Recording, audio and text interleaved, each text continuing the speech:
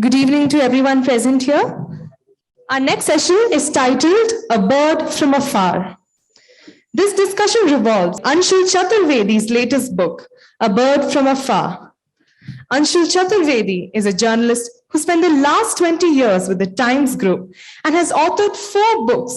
And this particular book is a result of his avid reading of World War II and Subhash Chandra Bose.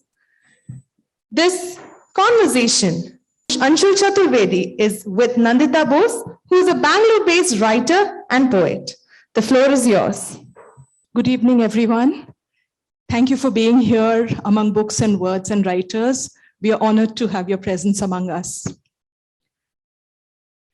You know how the pandemic has taken away almost all our joys, and I want to tell you about one of my joys that I discovered recently, which was getting a book that I had not known about.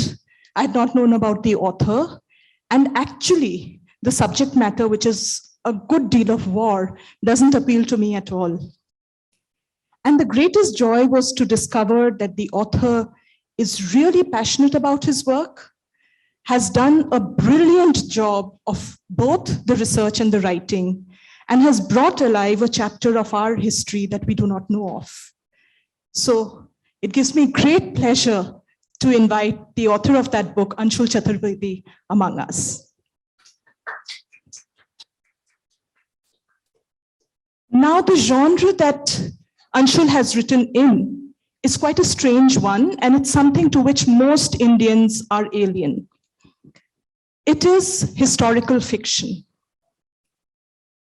Now, my first question will be around that to you, Anshul. There is history, and we know history to be fact, reality. It cannot be bandied about. It cannot have an alternative version. So why did you write fiction? And what really was your aim in doing so? I'm not totally sure whether the first part holds true in 2021, that history cannot be bandied about. History can have many versions from what I see, but that's a different footnote. As to why approach this topic in fiction, I'd like to read out a small note I put out the day the book came out, and that will summarize things better, I think. I'm generally told I'm a better writer than an orator, so I prefer to read out from what I've written earlier. It's a safer model.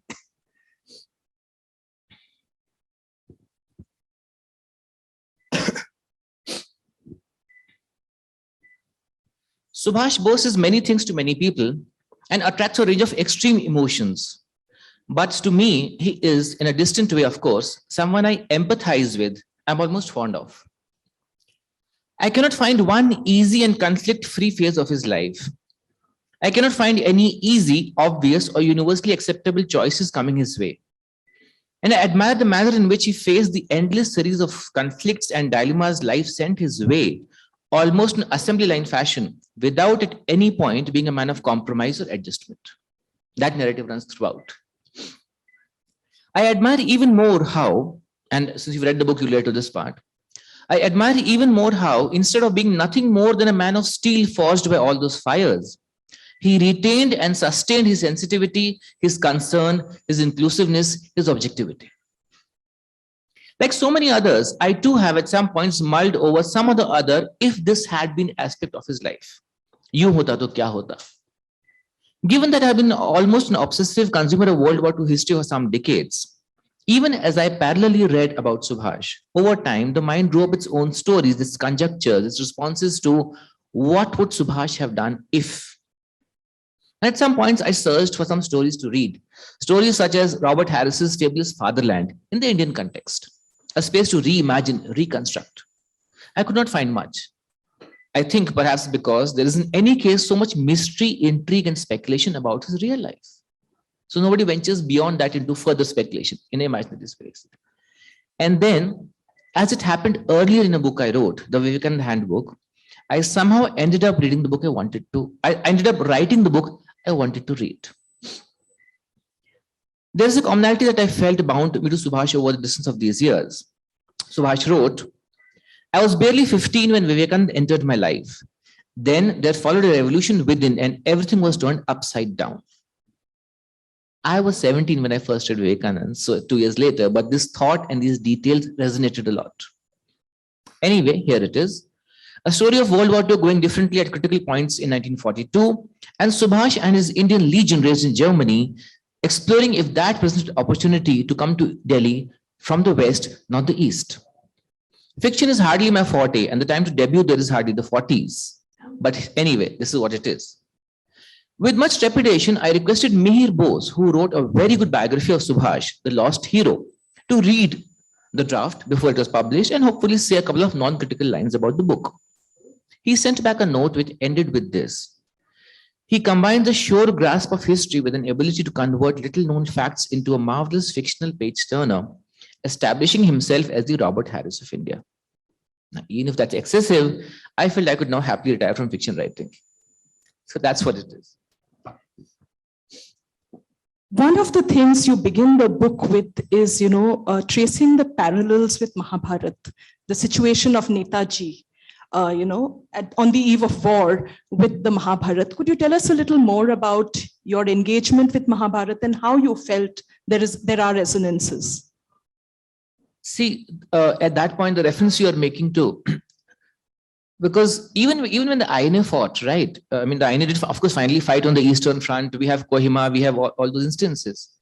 The primary undercurrent there is that no matter which front was fighting, I mean, when you say the British fought against the Japanese, but inherently in those, the British army is the Indian army. The INA soldier or the Indian Legion soldier was the Indian soldier of the British army converted back into fighting on that side. Obviously, and this happened even in, say, 1948 when India-Pakistan go to war. Soldiers fighting each other have been raised together, unlike, say, a Russia fighting a Germany. In these wars, these are people from the same places. They were trained together. They maybe fought together as brothers, and then they face each other. And if Subhash were to come to India with a military force, he would have to come to India with Indian soldiers who would have to fight other Indian soldiers who were their erstwhile colleagues. So it is, in a sense, a fratricidal battle. There is no other way around it. And a man cannot be happy leading people to kill his countrymen, but his countrymen are the backbone of the British defense system. It is not something which I think would come naturally to somebody like Subhash. And that's where the mind had gone to the question that, is this not the classic dilemma that the Mahabharata has taught? You have to fight your brothers if the cause they're standing for is wrong. And then the mind has its own questions as to, does that make him, the Arjun of the front? Or by the virtue that the army he is siding with is maybe not seen today as the army of great virtue, is he the Karna of the story? So that's what was going to my mind. So, and this is very pertinent in the times we live in today.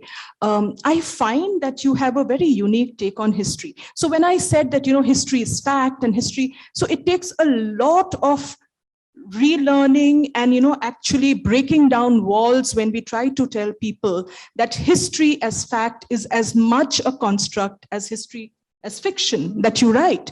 So we are being fed constructs and we die for it because we believe there are no alternative versions of what have been taught to us. So history itself is problematic, but you have a very unique take on history. Like, you were just telling me about it, that how are we as Indians looking at history and how it is so one-dimensional and how, we do not see alternatives to it at all. See, I wouldn't comment on our larger consumption because this is not the platform for that and I'm not into political discussion. But even if I keep India aside, even if I look at where the story is set in World War II, even World War II across, when you look back 50, 60 years back, you draw those very clear lines about the bad forces and the good forces. I'm not sure what were the good forces. And so, see, at some points, 2 years back, I put something about Netaji on say, social media, and 10 people will come saying, oh, this man, he allied with the Nazis, he was a fascist, and so on and so forth. And I've always wondered that, World War II started over Poland, apparently, and that, defending Poland was the reason why the world went to war all over again. Now, Poland, after Hitler stepped into it, wasn't taken over by Germany. It was divided between Germany and Russia. Stalin stepped into it 10 days later. And a month later, Poland was carved between Hitler and Stalin as per a pre-decided agreement. Did the Allies therefore also declare war against Russia? That did not happen. Did the Allies 2 years later, go to war against Hitler with Russia as a campaign? Yes, they did. So, in hindsight, this gray, and so people have said, Subhash shouldn't have gone to those parties. The Atlantic Charter said that every country has the right to choose its own future, but it is not applicable to India as a caveat. And at that point, if I remember correctly, the Philippines was a US colony in Asia. So how would Subhash go to anybody else? Who would he go to? And black and white and gray shifted so much in that period. I mean, when Subhash went to Germany, as we often talk, he went through Russia. I mean, from Kabul, he went to Russia. From there, he traveled to Germany. At that point, Stalin and Hitler were allies. When he was in Germany, Stalin and Hitler turned foes. Things were changing overnight. Today you sit back and say, oh, this was a good guy, that was a bad guy. The man's choices made in that moment cannot be seen with that degree of, philosophical, "Arey, ye acha aadmi tha." We have to read before we judge. That's all I'm saying. For anything, whether the man is great or not so great, it will be better if we read a little more before we judge, rather than take that summarized picture. Sometimes I say, and I keep thinking when I read about Subhash, it's as if he was born wearing jackboots and a cap. But there is so much more to his life. The INA was started in around post 1943 when he traveled to Southeast Asia, and notionally a crash happened in 1945. So he wore that uniform for 2 years out of his 48 years. But there is a thought process behind the rest of his life. That's not talked about enough, I feel, at least. So since you are probably the leading expert on Subhash Chandra Bose at this point that I could meet, let me ask you this. Through his writings, through how you've discovered him, what would his idea of independent India have been? What did he envisage us to live as? See, his ideas, I think they began with a certain degree of flexibility. I mean, all of us know that he cleared the civil services and he was given an offer to join, and then he paused and he weighed, and then he said, look, I don't think I can align the point is he did appear for the exam, right? It's not he never appeared for it. So one part of him was willing to see whether you can make India better by working within the structure that there was. And then he paused and he said, maybe this is not the way for me. Similarly, say at the point of Chauri Chaura, when Gandhiji cancelled the movement, he was furious. He said, momentum shouldn't be taken away when it's happening. But it's not that he broke it from the Congress altogether if he disagreed. So Subhash has moved in stages from saying, okay, maybe this, maybe this, maybe this, till the point he came to a point where he was, everything else became a random fact for him, except that the British had to be driven out. And the British had to be driven out militarily, not through a softer political means. The undercurrent of that also is that Subhash, and so this is all philosophy, but I do think that had Subhash been a part of India's independence in a relevant manner, I think he would not have taken easily to partition being accepted. He at no point ever. And the counterpoint here is not just that he believed. Believing something means nothing. I mean, unless you can execute it. And so when I read the Mihir Bose book, the one thing which I stopped at is that there's some activity in Bengal in the 1940s, and Bengal had a Muslim League government. And Subhash and his forward bloc were all the time defying the rule book, doing things against the laid down rules of the day, which he used to get arrested frequently. And there's a phase where the governor of Bengal asks his chief minister why Subhash was not arrested for this activity. And the feedback he got was that the Muslim League feared backlash from its Muslim voters if they touched Subhash. I don't think there was any other leader whose appeal cut across communities. You couldn't have branded Subhash that, this man is not somebody who will be on this side. Which with the rest of the leadership did happen, right? Finally, you had enough people willing to believe that this leader and that leader would represent Section A and Section B. Subhash cut across that throughout. And I don't know what his appeal was, but even if he went to NWFP, after the Congress sacked him, he did a tour of the country. And he went to places including the NWFP area, which was Khan Abdul Ghaffar Khan was still a congressman there. Even there, the crowd that came to meet him, they didn't come to meet him as a Bengali or as a Hindu. That is no rationality in that part. So I think this man had the vision, but he also had the mass appeal to perhaps say, keep this country together. So a lesser known fact about you is that you're a World War II expert. And so a lot of this material was already there in your DNA when you wrote it. But still, this book took 3.5 years to write. Could you give us a picture of how difficult it is to do research, from the past, and how difficult is it to write a book that you hope will stand as historical fiction? See, in this specific book, there are two things. One, that Subhash is such a sharply etched figure for people. A lot of people worship him. Some people hate him. He does not evince, he doesn't bring out middling emotions. So you are putting your neck on the line when you say, I will enter the mind of Subhash Bose and I will try to tell you how he would have thought. I mean, that's setting up, that's the first way to get shot. Yet, for that, you have to then read enough of him to see that the directional flow of what he's saying, the tonality of what he's saying does not change when the story comes into the real space. The other part is that we hear of this, but not enough of us maybe hear about it, that say when people says, Netaji ne aine banai. So technically, Netaji ne aine nahi banai.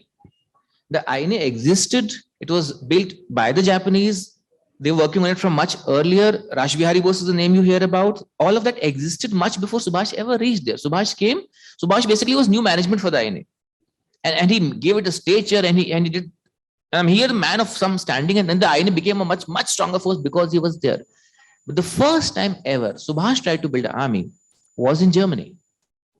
With prisoners he had, there's a whole undercurrent in the book that even at that time, partition and religious lines were an undercurrent. So let us say Rommel captures X number of Indian prisoners in North Africa. They come into Axis hands. And Subhash says, maybe I should, train these people and maybe they can be nucleus of an army I will make. Even there, you had an Italian and a German push and pull who will control them. And you had a Hindu and a Muslim divide already starting off. That there were people in Italy who said, give us the Muslim soldiers and we will build an army here. And the rest we will give to you. And Subhash was vociferous that I will not allow this to happen. There has to be a united system. So he built that army. And maybe he thought at some point seriously that it could be the army with which he comes towards India, because he said this to them in their passing out parade. That the honor of such an army, which I had always wanted to raise, belongs to you. However, as 42 as the book tells you, Stalingrad and North Africa both went wrong for the Axis, even though in 42 it looked they could have gone right. And with that, this journey stopped. And so a year later in 43, he takes that, perilous submarine journey to go to Japan and start off. But he was thinking here. So my attempt was to remind us that there is more to what Subhash did than just the last chapter of his life. The title of the book is A Bird from Afar. And it has a very interesting, you've picked it out of one of Subhash's letters. So I would want you to tell all of us about it. And also, see, we like our leaders to be, so holy and so pure that they don't have women or love interests in their lives. But we have to admit that there was a huge part that Emily Schenkel played in his life. So can you tell us about her and also about the title of your book? The title comes from a letter Subhash wrote. I'll just read out those lines. This is March 1936. I am like a wandering bird that comes from afar, remains for a while, and then flies away to its distant home. For such a person, why should you cherish so much love? So Emily, again, we look at Emily as a single entity, as if he met her and fell in love and decided to. But even in this part, he met Emily in the 1930s when she was working on the books he was writing. And when he left Europe at that stage, so the British had this, this advisory to him that if you come back to India, we will arrest you at a certain point. And he chose to go back to India. And he wrote to Emily that once I am there, I do not know whether I will be able to return, whether I will be imprisoned for decades, whether I will be hanged. So this is what it is. It's a goodbye. And Emily re-enters his life in a very dramatic manner, because when he escapes and he gets back to Germany, she is notified that, there is some reason for which you have to come to Berlin. And then later on, she understands that Subhash is back here, and she had no clue he would ever come back and be in that space.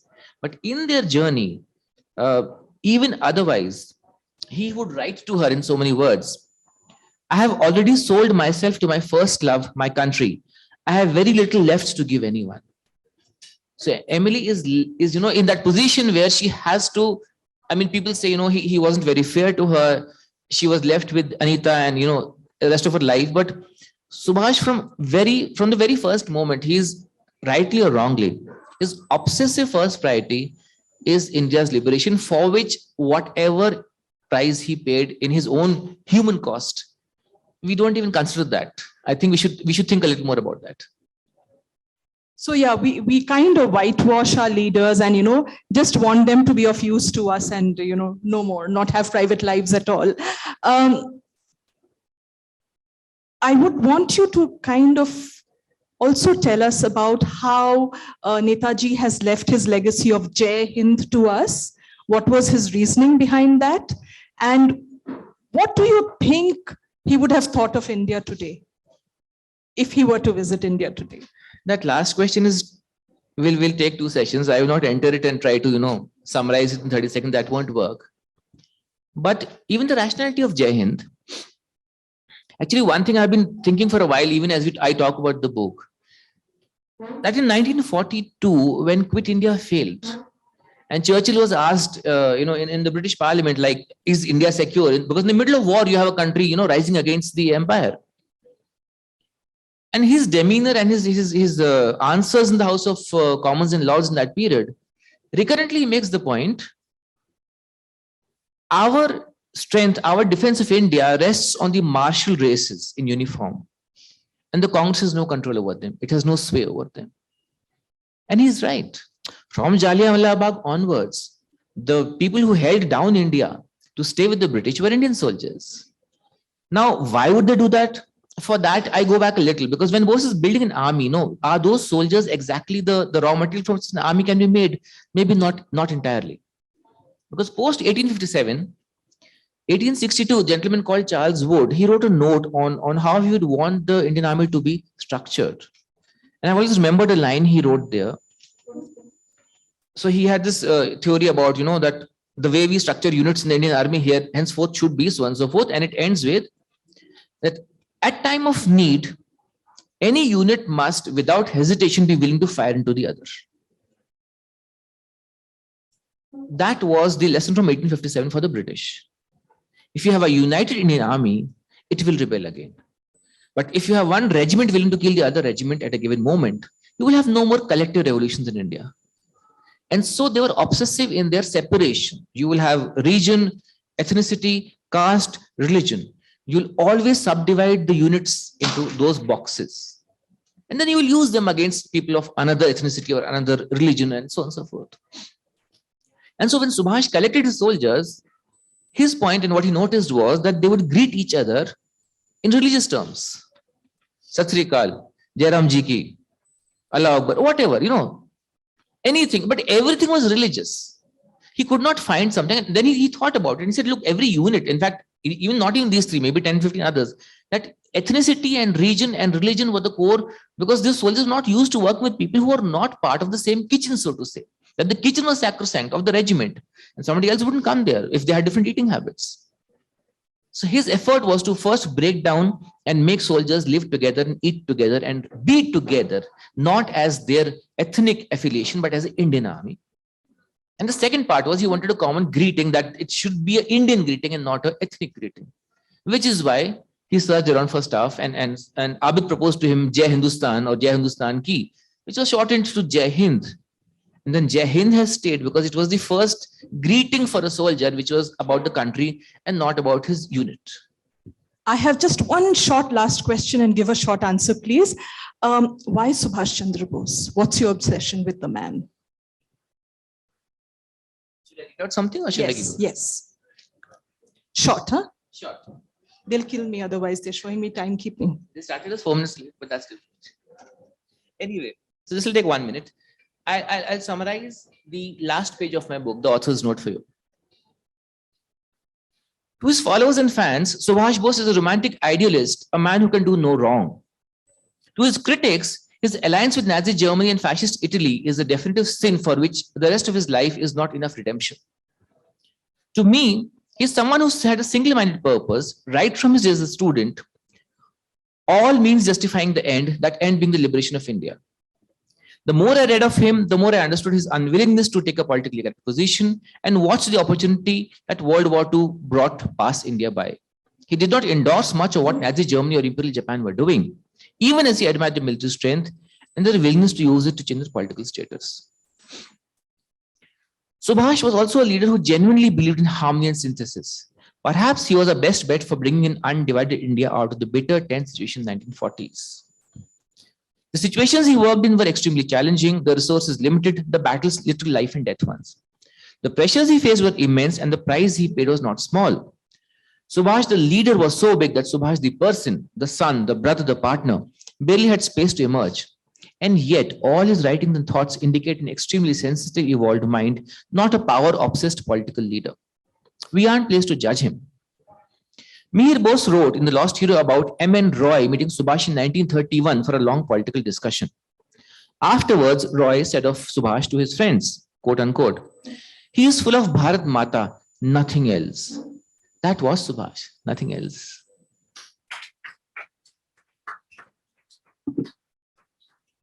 Thank you. If you have, an affinity for history, or you have somebody dear to you who is a student of history, please do buy this book. It's a really gem of a book. And thank you all for visiting us.